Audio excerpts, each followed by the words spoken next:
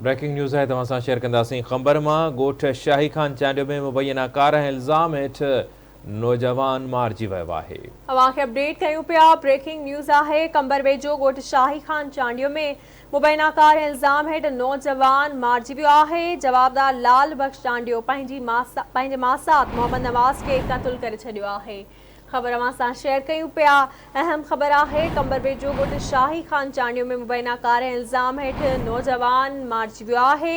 जवाबदार लाल बख्श चांडियो पंहिंजे मासात मोहम्मद नवाज़ खे क़त्ल करे छॾियो आहे। तफ़सील मालूम कंदासीं। ख़बर मां हाकिम ख़ास खेली असांखे जॉइन कयो आहे। हाकिम कहिड़ा तफ़सील आहिनि? हाँ जी, ये कंबर जो ॻोठ आहे शाही खान चांडियो में जवाबदार आहे कारनि जे इल्ज़ाम में पंहिंजे मासात जेको आहे त नवाज़ चांडियो खे पिस्टल जा फायर करे क़त्ल करे छॾियो आहे।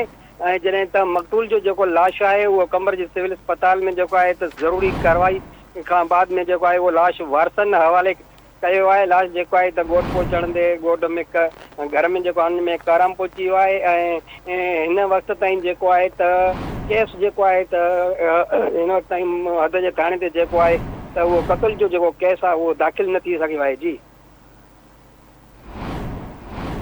महिरबानी जी अपडेट करण लाइ।